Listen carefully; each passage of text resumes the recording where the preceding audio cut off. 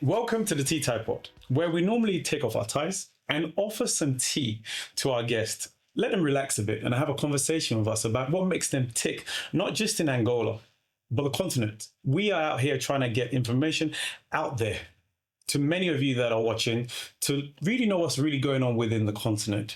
And I'm your host, KD. I'm here with my co-host, Elio Walsh.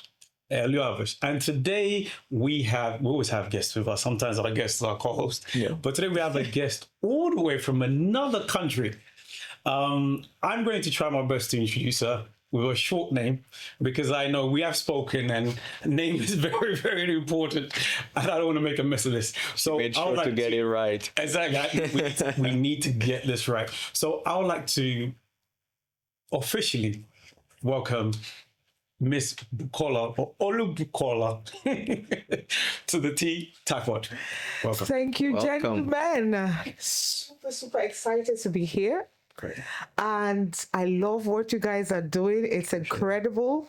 Sure. And I totally love Angola. Okay. Wow. And I'm super glad that, we get to sit down. I won't be taking off my tie today. But I'm definitely going to have some tea. Yeah, And absolutely. some tea as well around some of the things that, I've been doing Definitely. across the continent. My name is Olu Bukola. Where I come from, Yes. names are very, very important. Important. Exactly. In fact, there's a saying in our culture, I am Yoruba. Okay. There's a saying in our culture that you look at the house before you name your child. Interesting. Ilé la máa ń wò ká tó sọmọ lórúkọ. Meaning it is important for you to look at your background, your circumstances, and perhaps where you're going for you to be able to name your child. So my name means God has added to my wealth. Wow. So I am the last born Okay. of my family of 8, 3 brothers. That's interesting. And 2 Dynamic. sisters, yes. So, and they gave birth to me when they had officially hung their boots. So there I came, and you see, my parents had an option, either to receive me with joy or say another drama or another issue or trouble or another mouth to feed. Yeah. But they looked at me and said, Olu, which is God, Bukunola has added to my wealth. And of course, children Children, are truly seen as wealth, back then. Well, they're still wealth, but a different type of wealth because of the succor and the covering that they give to you, whether in old age or even being able to just have them around even when they're young. So that's my name. I feel that it is very prophetic. I also believe that it is an affirmation. As a young person, you're either doing something bad or something. So when they call my full name, Olu Bukola, you see, so but instead of it being a curse or a chastisement, it is a prayer. Wow. It is a prayer, it is an affirmation, and it is also prophetic.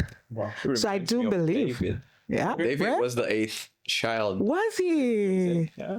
Okay. Oh, yes, was you're it. absolutely correct. And see, it was the special one. Absolutely. Totally special. And they knew it. Your siblings know. They will see it. Don't be jealous. Don't be jealous. She's a special one. And that's one of the great things I love about Africa. Yeah. Names are very powerful. Yeah. Names are important because it's a core of our identity. If I could just step in there. That's interesting you say that because in Angola it's different. Oh, is it? It's very different. Yeah. Well, we can talk about it. We can talk about it. Just let's do a quick pause so that we just compare the cultures there. We're going back to regions and provinces. Like Right. here in Luanda, again, you got more the Portuguese names. You got people with the full names and they They some biblical names, right? biblical names as well. And nowadays, I guess they have that thing of joining the mother and the father make one unique Oh, name. but that's This beautiful too, right? yeah, but if you meaning? go Some they don't have. Some create new meanings, but that's what I was saying about the cultural thing. Because when you look at, I think, West Africa, Eastern Africa, I see. it's your name defines you. Absolutely. It's like how you carry that. I think the northern part of Africa or the western part of Africa, you guys, I could see like how passionate you were explaining it. We do have also that. You got like, if you go to places like Wambo, Namibia, even north, like Uige, they have that also, the significance of the names. Right. But I see more like Nigerians or Cameroonians or people in the West Africa. A lot of us don't actually have English names. It's maybe your baptismal name, you know, maybe when you're an adult going through baptism, but I don't have an English name. Yeah. I have enough Yoruba names to go around. How many names are we talking about here? I have quite a bit. Okay. So I think about 6 of them. Wow. Yeah, 6 of them. So what happens is when they give birth to a child, like, so your father names you, your mother gives you a name, whether by revelation or then, you know, so then your grandparents give you, they all volunteer names. So they're all sending names. I know my children, everybody just sends names around. So we just, so we just list it. We just took a photograph and put it somewhere, you know, just, you know, for records, you know, but then you and your wife just decide, okay, this is the name that we're calling this child. But you have these other names, and our names are like prayers. Like this, my middle name is Abimbola, meaning that they gave birth to me with wealth. You know, so I came with wealth, you know. I don't know why they said all of these wealthy things around me, but I'm loving it, you know. I bet you are getting there as well. I guess he's making an impact. Loving it. So yes. Well, I guess he's making an impact in your life. And absolutely. Which is why I do feel that names are really powerful. And I also say this to people like setting up businesses and all that. You know, because names are very important. Even names of companies, right? Yes, names of companies. Like, because there has to be a thought. Process, There has to be a thought. There has to be something that you're looking to achieve. Because we all start small. Yeah. We start small. You're not sure of where you're going. That's true. See, but the name you give yourself determine how far, you know, because when you call the names every single time, I feel it's a prayer. I feel it's a call to action. Call to action. Yeah. It's an affirmation. It's a continuous affirmation. It's an affirmation. It's you. Yeah. It just kind of, and you see, because words are powerful. Yeah. Words are powerful. You throw them up, you speak them. Our company name is Bosworth Marketing Consulting. Okay. And it came out of Bosworth International. My husband went to school in the UK. So his college name was Bosworth. So we were like, so it was it was an international name. Okay. Right? International, and then marketing, and then consulting, you know. Combine. You know, so we just combine it. For short, it's like BMC. You could just say it's Bukola Majakodemi Company, but it isn't. You know, it is Bosworth International. Bosworth parent company is Bosworth International, and so Bosworth Marketing Consulting is one of the companies within the groups. Okay, that's interesting. I think that's what brings us to, I think, this conversation of you've explained where you're from. You've explained not quite well. I wanted to get there. You mentioned you are from the Yoruba. Yes. No. Yoruba. Yeah. Yoruba. I didn't catch that, but like there's people in our audience, like international community or even here in Angola, they don't know like what part of the tribe is from. That's the western. Yes, it's the western part of Nigeria. Western part of Nigeria. 3 tribes. No. 3 main. 3 major tribes in Nigeria. So you have the Yoruba, you have the Hausa, and you have the Igbos. But there are over 2,000 other tribes, you know, across the country. So it's just in terms of, I guess, organization. And just to give it some form of structure, just as Kamal said, there are lots of other dialects within those main tribes that are kind of different. They're unique, and you know, from like state to state, you see, there's still some diversity in each of the communities and tribes that you baby call major. But everybody in our country is important, but just for administrative purpose, there are 3 major tribes, but there are so many other tribes. It's like, just to jump on that as well, it's like you said about the Hausas, right? But when you go up north and you go to the Hausas, you go to someone, so you're Hausa, and they say, no, I'm Fulani. Yes, Like, so there's Fulani as well. But So within the north is a bit funny on that, because The Fulanis are they're very different from the Hausas, but they're in the north. They're herders and ones that. So you can go to Sudan, you see a Fulani. You can go to Cameroon, you see a Fulani. Nigeria, Ghana, they cross all west because they are herders. in Guinea, they move Move around. They're across different places. But yeah, that's a little bit of history. yeah, they have to know. You gotta know. Absolutely. So let's go to what you do. All right. So Thank you. Really, really interested in that, because we looked at your profile. Did you? Where? No, we need information. Oh, wow. So we've got little bits of information, branding, marketing. So we just want to hear a bit more, and also about the business as well, and see where that's from. And you did say that you've got Bosworth International, and then you have, so like, okay, how does that all? All right, cool. Okay, so this business started purely by accident. Had been in branding, marketing, did a little bit of PR, and developed a passion for creating experiences for brands. So what we do is experiential marketing. And so I started, I'd done a lot of things, but there was some unease around, what am I doing next? What's happening next? I went and I was doing my MBA at the University of Manchester Business Schools, the blended program for execs. So you do blended, so online, and then you attend physical workshops, around the centers. And so I'd started this course, and the first thing that they told us, the first orientation day, the professor told us that day that if you do not do anything with your MBA in the first 3 years, you are never going to do anything with it. They gave her a timeline.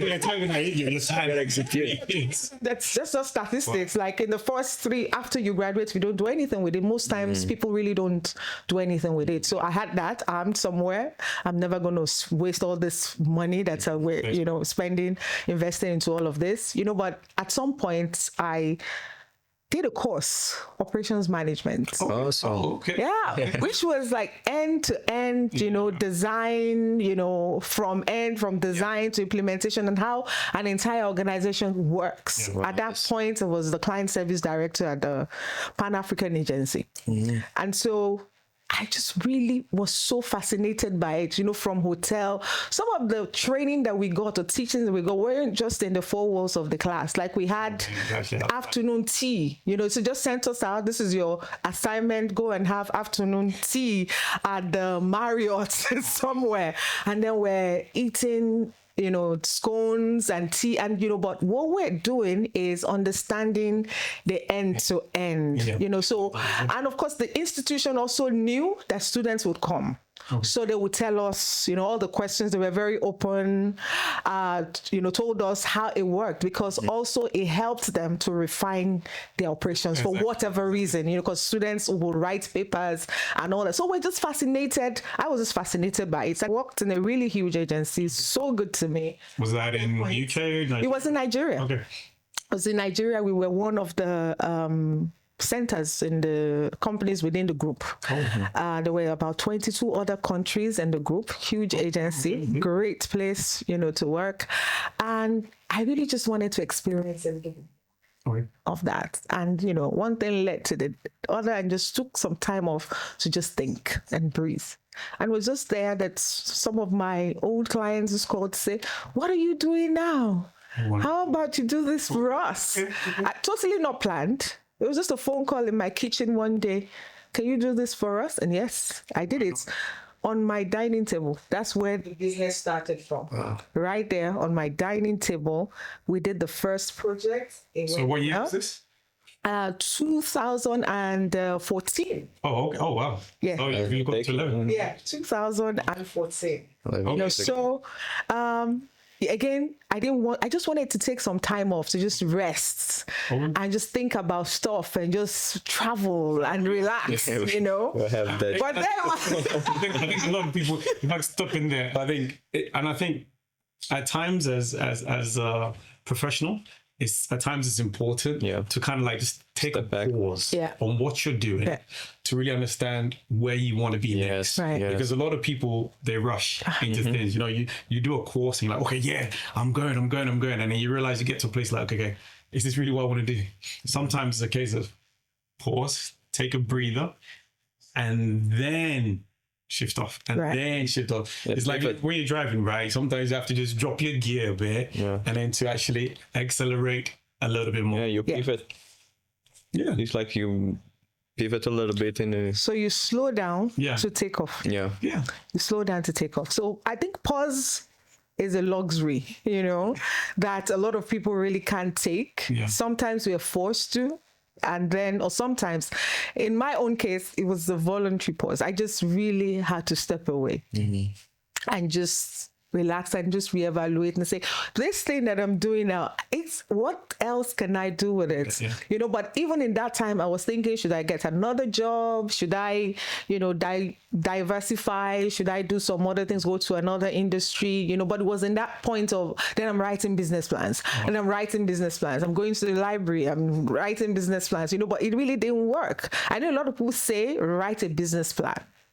But sometimes it might not help you. So it depends on you, because there's something called paralysis by perfection or something similar. So you're there trying to perfect this business plan, and then you end up not really moving at all. So I started my business without a business plan. So truth be told, you know, so because it was just a phone call. How about you do this for us? So let me just try my hands on it. We did it and it worked out.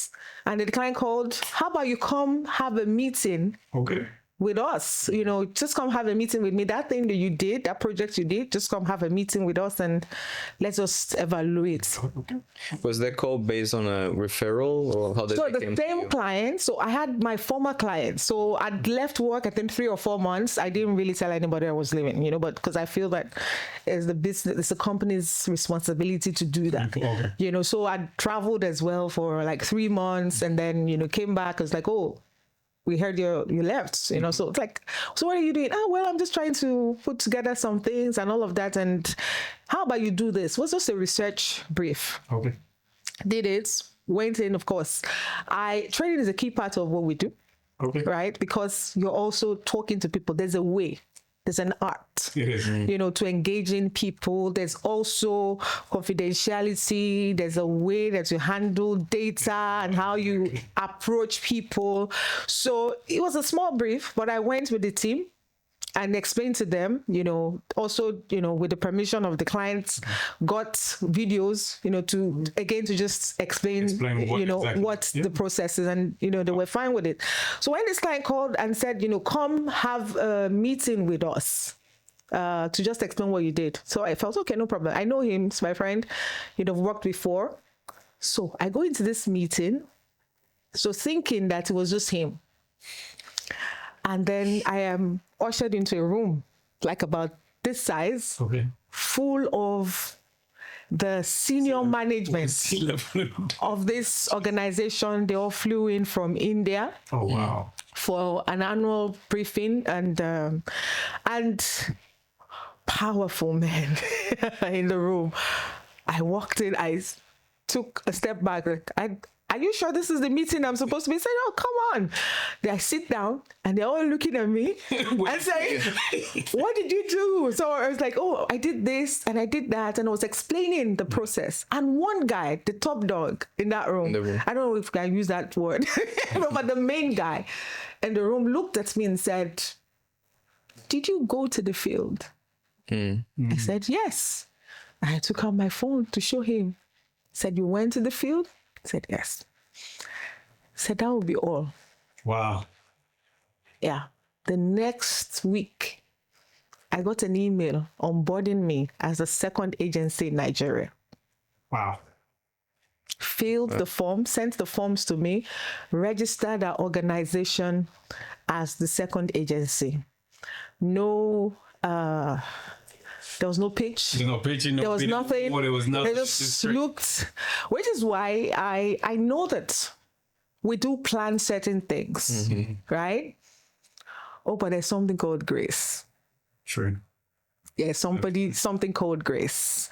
And no matter how you prepare and how, because again, I didn't know someone was going to ask me whether I went to the field or, so every opportunity, every chance that you get, you really never know whether it's going to, you know, so it's just, one of the things that I say is like, it's my father's words, actually, everything that you find your hands to do, you have to do with diligence.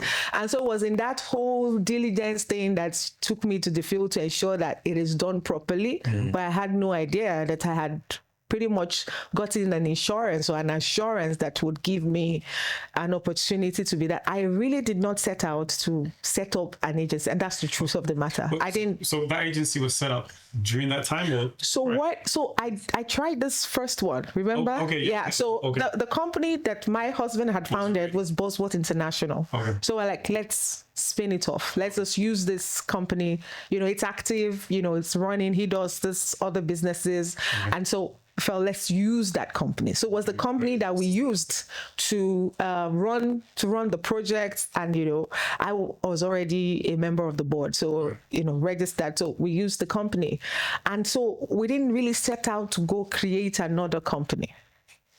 It was just something that I was doing at the time, you know, just an opportunity, and one thing led to the other.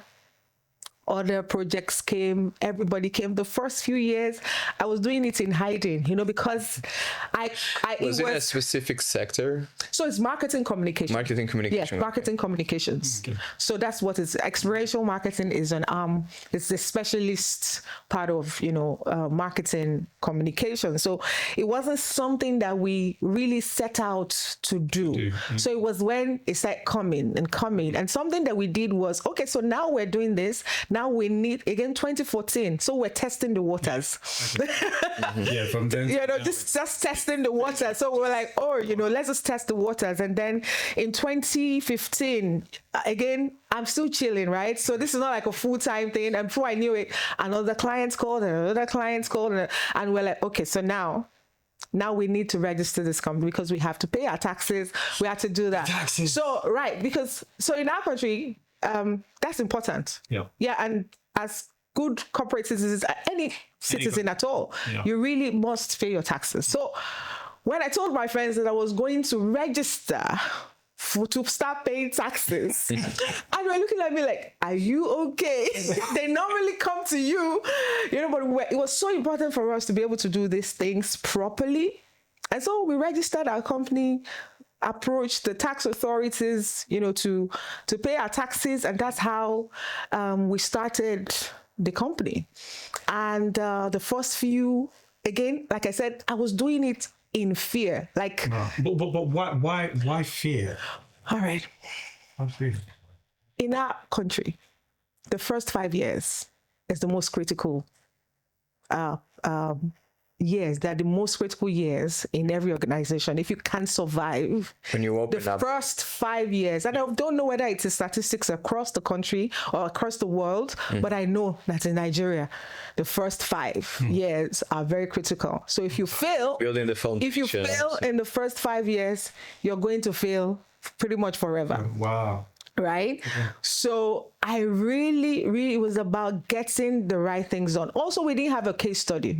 So I tried to, you know, start with the big brands that already knew me, you know, but the one thing they said was, what is your case study? What have you done?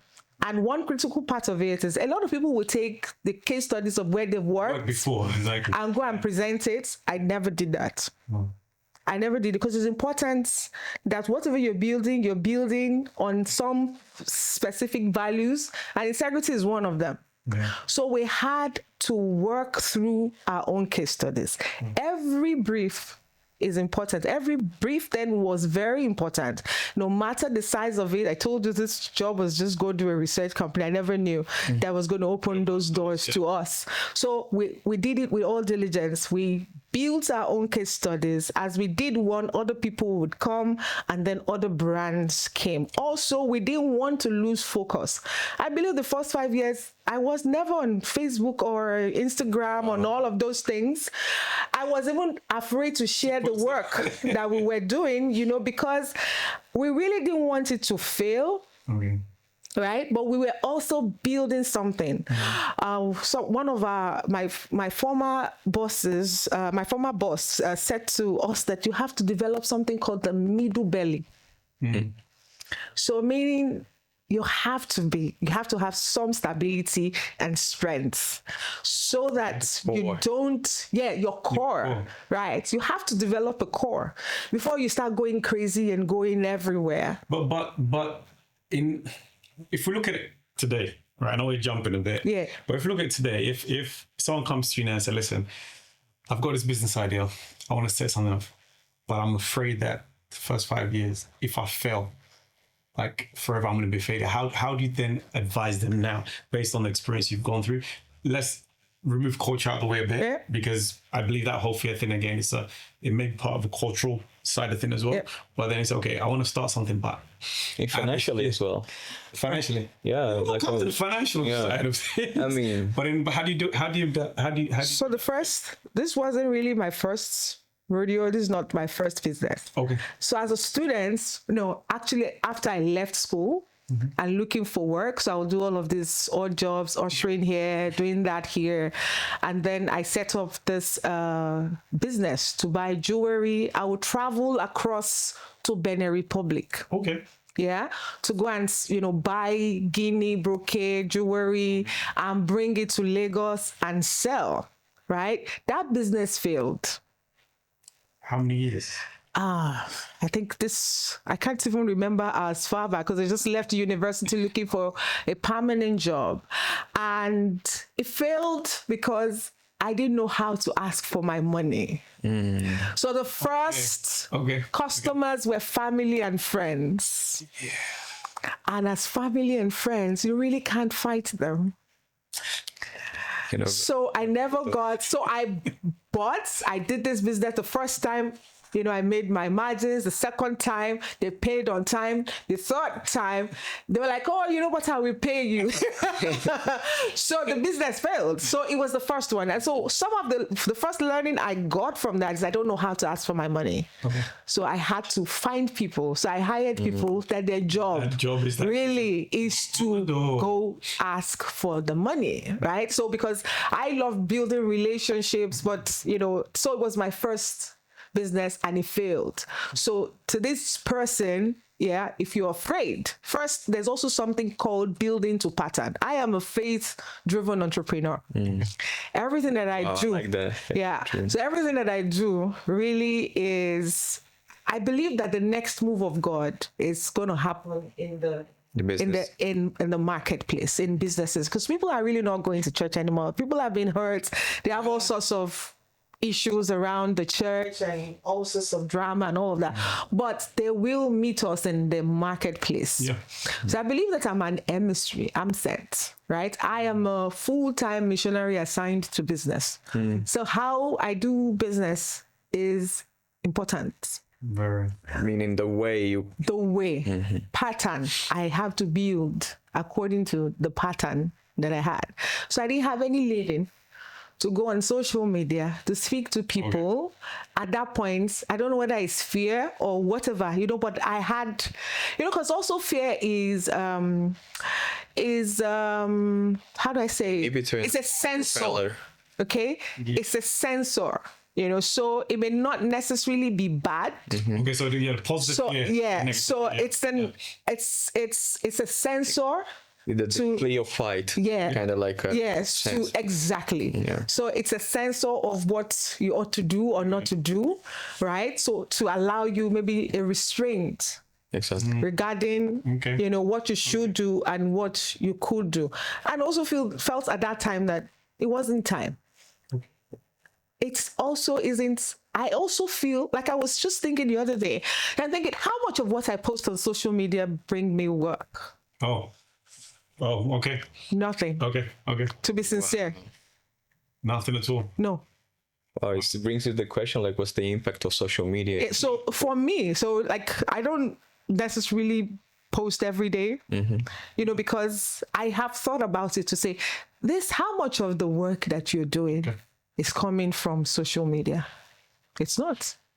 I'm doing it. You know, like I like social media, or maybe I want to share my faith journey, or want to share some of the highlights that we're doing, you know, but I had to also pause and say, how much of this business that you're is coming from You bring a here? metric to compare like how viable is for you to use. You know, because some people believe that I really must go post, because that's what everybody's telling that's me. what- yeah, That's what everybody's doing it. I must go, I must go, I must go, I must go. You know, so you're panicking. I must dance. Then people remove their clothes. They'll begin to do all sorts of crazy things.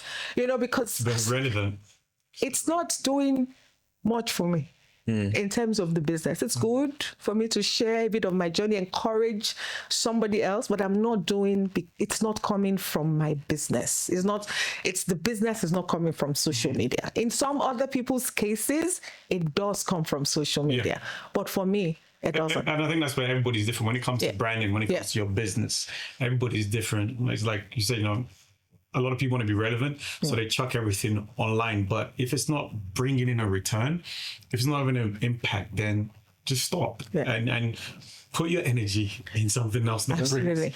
brings Absolutely. return. Earlier we were chatting about something like, so how some people that try to associate the image on social media with the impact in their own organization or company. Right. How can one get it tied together or do it separately? Because your own life or whatever you want to do, there are things that might be not related to what your company does. Or Yeah, so if I can just take that and say, that was a conversation we're having about self-brand and business brand. You know, dividing it, because sometimes you're the brand, you're the business, but then sometimes no, your business has this brand, you have your own brand. How do you do that division to make it blatant? And listen, this is me a business, but this is also me as an individual, as a brand on my own. All right, so it shouldn't be completely different from each other. So what I mean is I am still the founder of this business, right? Yes, the corporate brand is key. Right. Also in organizations that have multi-owners, right? You know, so it can't be the person. It will have like a dysfunctional personality if you have to become all five of you. The company must look like that. But that's where you have your values. That's where you have your mission, your vision, and what it is that you're trying to build. Right. Also, we're also trying to build businesses that they are extensions of us, but they should be able to live beyond us, right? Because at some point I will have to take a bow, move along, you know, but what is it that I am building, right? So when I talk about, so for small businesses, you know, sole founder, sole owner, your brand as a person is as important as the brand of the business that you're so every brand, whether it's corporate, whether it's individual, those things are important, you know. But again, values, you know, because values, because people buy from people they like. That is true.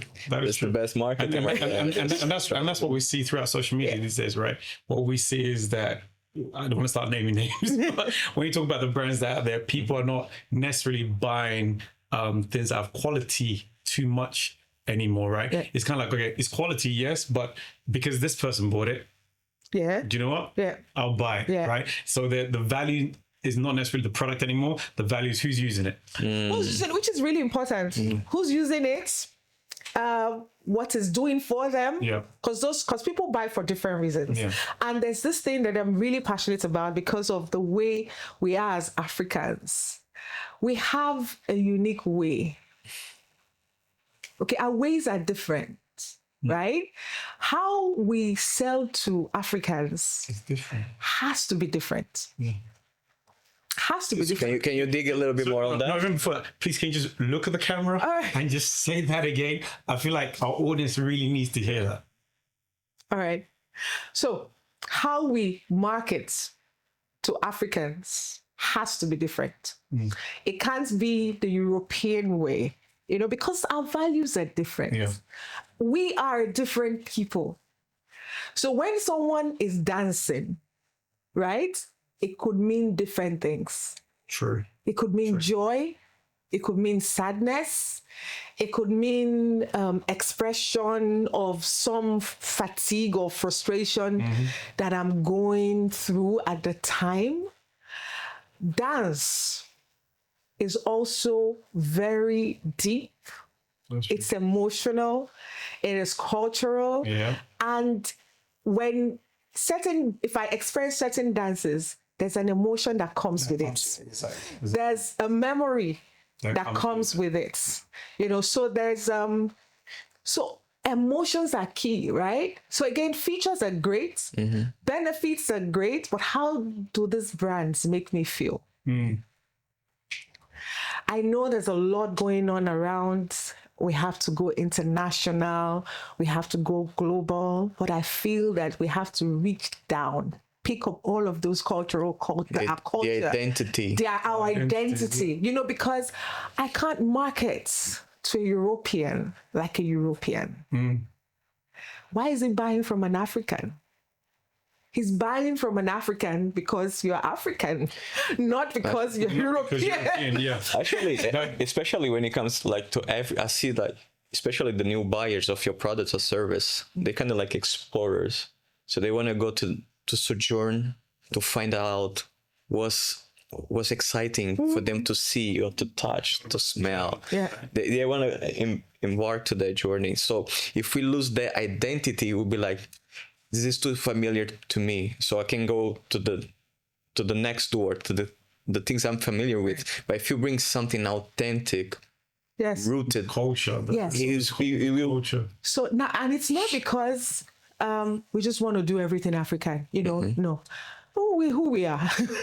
And there's lots of great things. Like in Nigeria, there's a lot of, there's a new movements. In fact, it's not new. Okay. It's a part of us. We love our food. We brag about our food. We brag Some fights about jollof rice. Where does jollof rice come from? Nigeria, Ghana, whatever. Senegal. I heard Senegal is the original place. Man. Embrace who we are. We are not we're not shy. No. At all, to embrace who we are, our culture, what we wear, our hair, everything that we do, even though there's a lot of, of course we're modern, we're today, right? We're contemporary, right? But the essence of who we are, The core, stays. So I, for example, go across Africa by the grace of God. We work in 12 African countries and 4 South American countries. And when we go, so first I'm Nigerian. Yeah. And when you say Nigerian, there is some God about us. Yeah. And again, stereotypes. Yeah. It's not necessarily the norm. There are lots of great Nigerians, wonderful, hardworking, very, very honest Nigerians daily. The other day I was driving, and I saw a lot of people walking to work, getting on a bus. And I was like, Lord, thank you for the soul and spirit of every Nigerian getting up every day,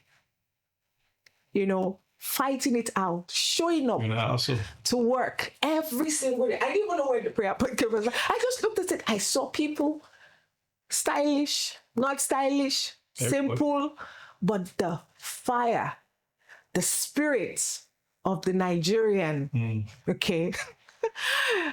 You can't repress it. Well, not for long. Not for long. Not for long. We'll change it for you. Not for long, that's what makes us really, really special. Okay. And so every time I go out of the country, so first I'm an ambassador of my country. I'm sitting here, the work that we do here, I'm an ambassador. How we do it is important. Very. So I am that one Nigerian. So if you've met other Nigerians that have done something negative or something, but this Nigerian, okay, will at least put one Nigerian on the table that is doing the right thing, has gone across all these countries. We don't owe anybody. We don't run. We don't break any laws. Any law. You know, we do what needs to be done. And I feel every African should be like that. So whether we're in Europe, whether we're in America, wherever we are, we really shouldn't break the laws of those countries, right? Because if they didn't open their doors to us, we really can't enter. And if we go in and do something bad, it shuts the door against other people that have very good intentions and also do have things to offer. And even the next generation, right? Absolutely. The next generation. So I feel that as Africans, we're really, really special. So I go to all of these countries, the diversity, the heart of every Nigerian. All these things around, so people ask me, so what do they do when you say Nigerians? So first, because of Nollywood, everybody loves us. So.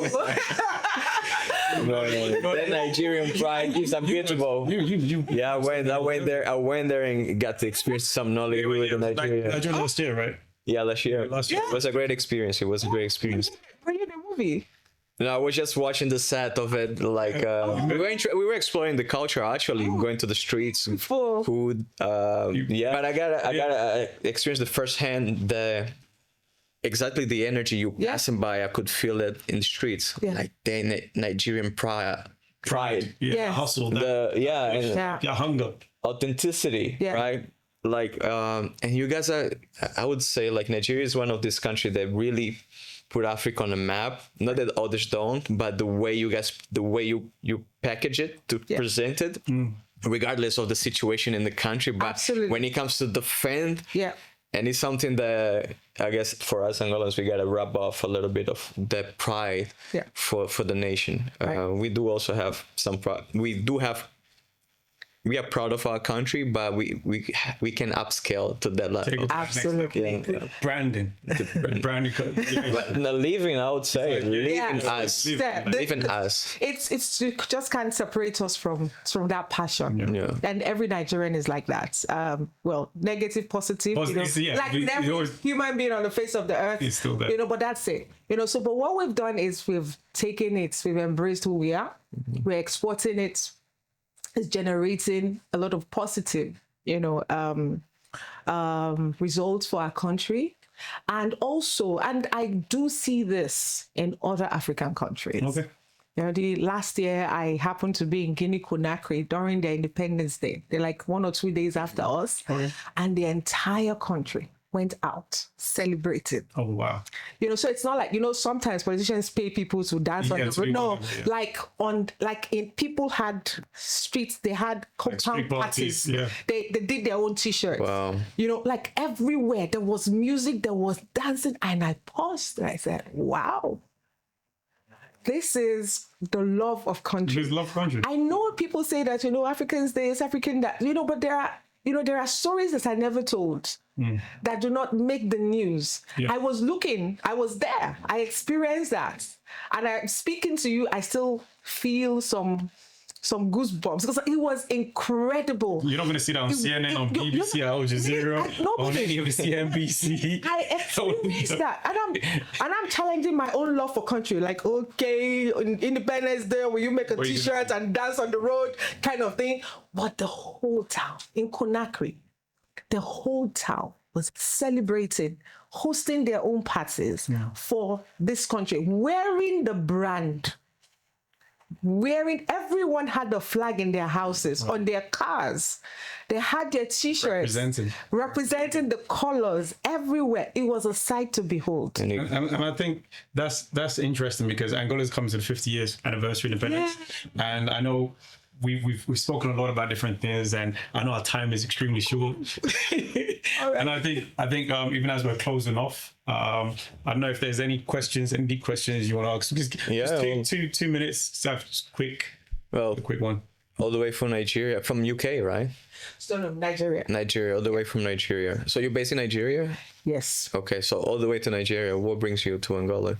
All right, so we are here on the invitation of the Women's Conference at the RCCG City Church. Mm-hmm. Yeah, so there's a women's conference happening from tomorrow and on Sunday. Mm-hmm. So I came with my spiritual mom Ayodeji, maybe that moi woman that went to the White House. Yeah. So we came together. I also, one of our main clients, we work with them here through partners. Okay. They are present in 100 countries. Oh, wow. So, and they are the ones that's, pretty much we've worked in all of these countries. So whatever work we do successfully in other regions, we come share best practice so that it can be done locally. So I'm just having one meeting. But the reason why I'm here is for RCCG to be able to share 7, how you have the marketing piece? Yep. Yeah, but there is a kingdom marketing piece. Okay. Right. So that's what I'll be sharing.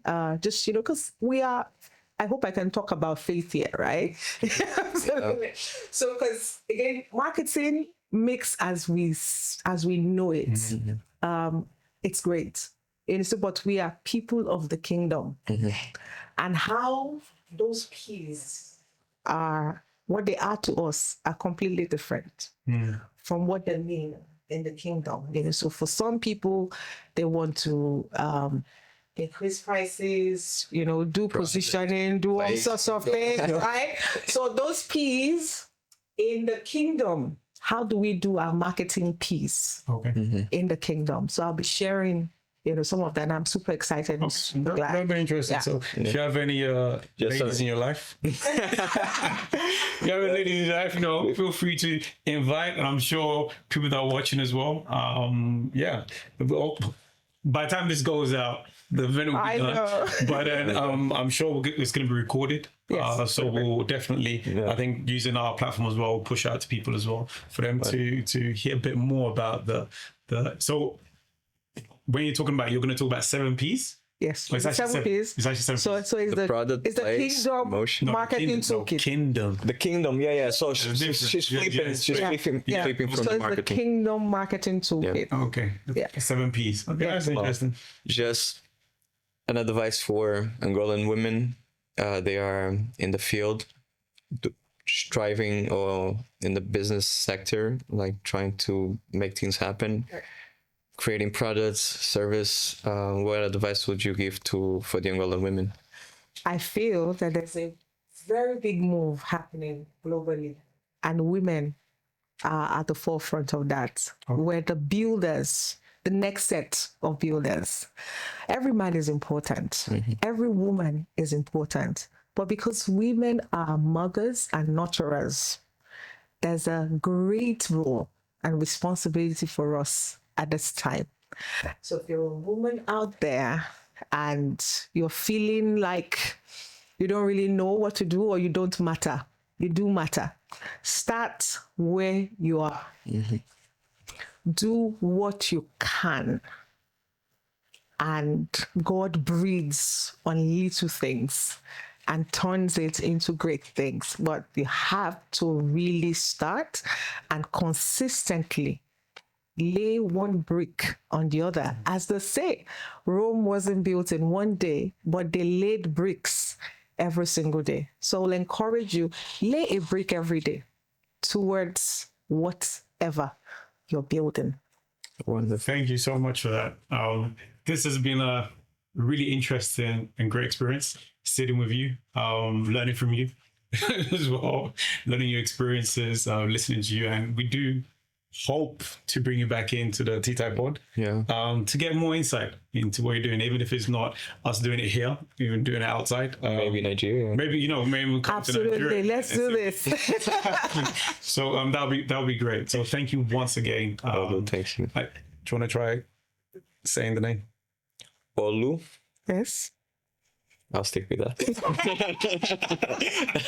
Thank you so much for having me. I had no idea that, we've run out of time. It's been really, really wonderful. Thank you so much for having me. Thank you so much. And to our subscribers out there, it's always a pleasure to give you guys a bit of information, little nuggets here and there that you can pick up and hopefully turn your lives, your businesses and around. So from T-Type Pod, I am your host, KD. My co-host. I am Eliu Alves. And with our guest, Olubukola Majakodumi. we hope to see you again very soon. Thanks once again to OBS Studios, where we come in and we have space to actually record this. And I'm actually going to say the name, to Mr. Mawet Patience. Thank you.